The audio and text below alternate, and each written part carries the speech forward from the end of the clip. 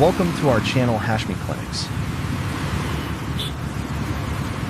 All right, welcome to our clinical deep dive.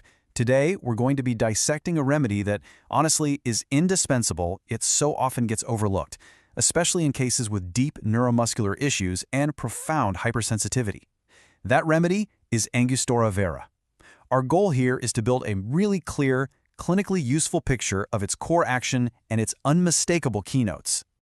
So, here's our game plan. We're going to tackle this systematically. We'll start with the absolute essence of the remedy, its core nature. Then we'll see how that plays out in the mental sphere, followed by its really dramatic physical symptoms. After that, we'll run through some system-specific keynotes and modalities, and we'll wrap it all up with a sharp differential diagnosis to help you tell it apart from its closest lookalikes. Okay, let's jump right in. To really master any remedy, you have to first get a feel for its fundamental nature. What's the core disturbance, and what are those keynotes that act like signposts leading you right to it? At its very core, Angustura has a two-pronged attack. First, it hits the spinal motor nerves and mucous membranes hard, but at the same time, it has this deep, almost destructive relationship with the long bones. This is why you see this classic picture of rheumatic and paralytic symptoms showing up right alongside deep decaying bone conditions, or caries. Now, if there's one thing you take away today, let it be this. This single symptom is probably the most famous, most reliable keynote for this remedy. And we're not talking about someone who just enjoys a cup in the morning. No, this is an irresistible, gotta have it, overwhelming desire for coffee. When a patient gives you this symptom along with the right physicals, Angustura has to be at the top of your list.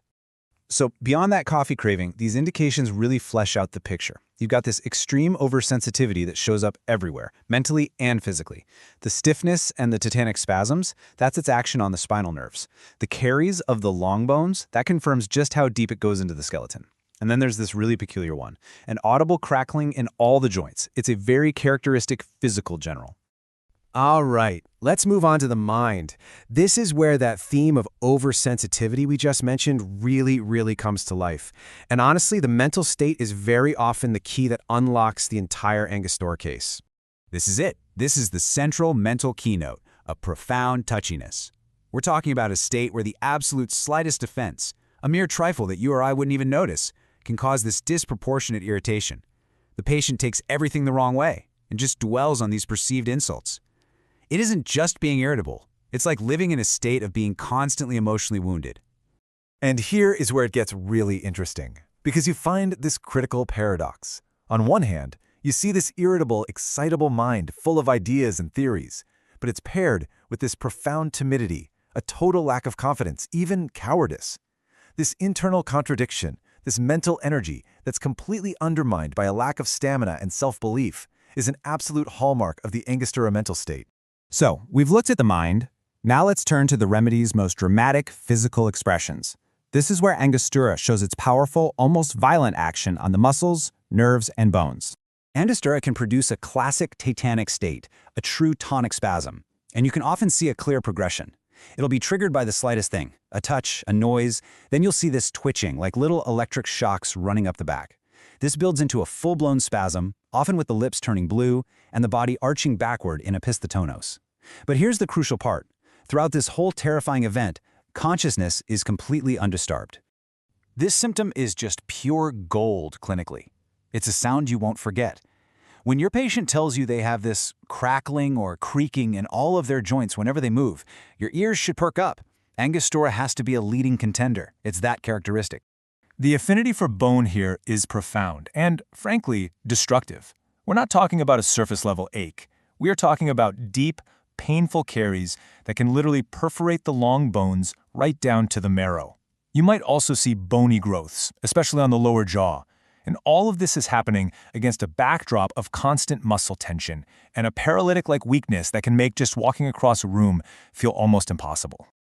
Okay, let's round out our understanding now by looking at some of the peculiar and characteristic symptoms across different body systems.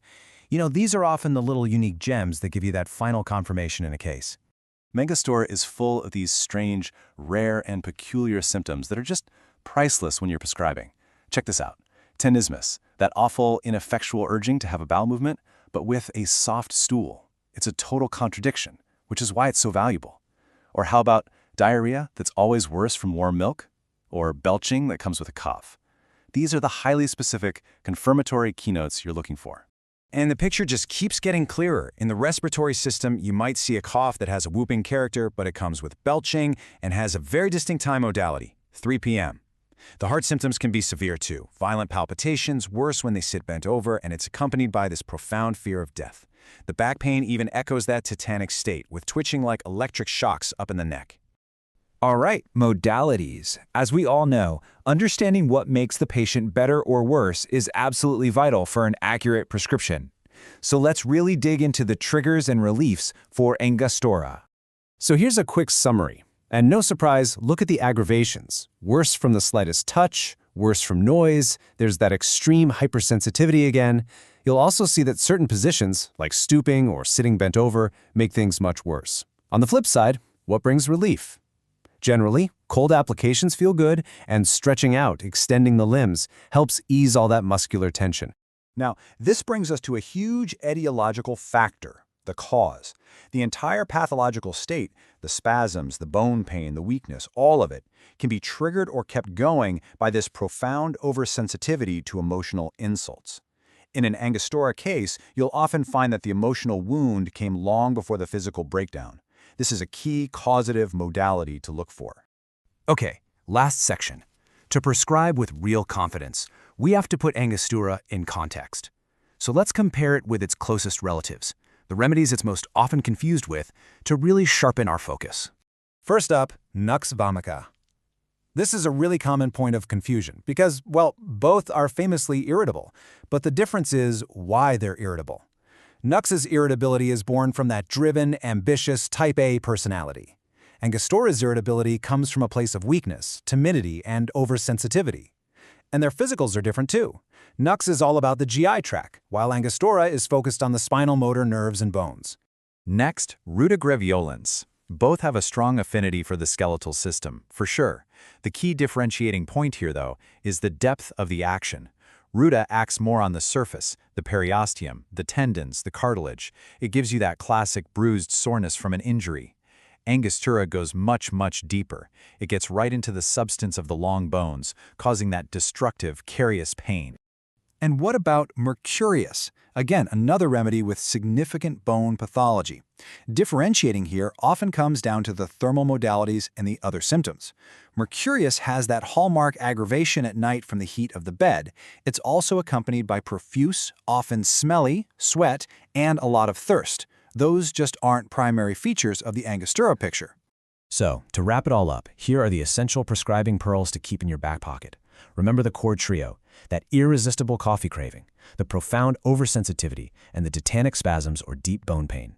If you ever see a tetanus case where consciousness is undisturbed, Angustura should be screaming at you. Need a great confirming symptom? Look for that contradictory tenesmus with a soft stool. And please, please, don't mistake its irritability for nux vomica. Always differentiate based on that underlying state of weakness and timidity. You know, this really highlights the kind of synthetic thinking we need to do. Angustura often sits right at the intersection of other well-known remedies. So I'll leave you with this question. The next time a patient walks in with the irritability of a nux, the bone pains of a rhuta, but then they add that overwhelming craving for coffee, I want you to ask yourself, could I be looking at a case for Angustura Vera? It's an invaluable medicine, and once you learn it, you will not forget it. Professor Dr. Rifat Hashmi is a distinguished homeopathic physician, educator, and researcher with over 4 decades of clinical and teaching experience. He is widely respected for his deep command of Materia Medica, repertory, and constitutional prescribing, combined with a practical, patient-centered approach. Dr. Hashmi has dedicated his career to training generations of homeopathic doctors, blending classical principles with modern clinical insight. He is also known for his innovative work in digital homeopathy, developing educational content, clinical tools, and AI-assisted systems to enhance remedy selection and case analysis. With a strong commitment to ethical practice and lifelong learning, Professor Dr. Rifat Hashmi continues to guide, inspire, and elevate the standards of homeopathic education and patient care.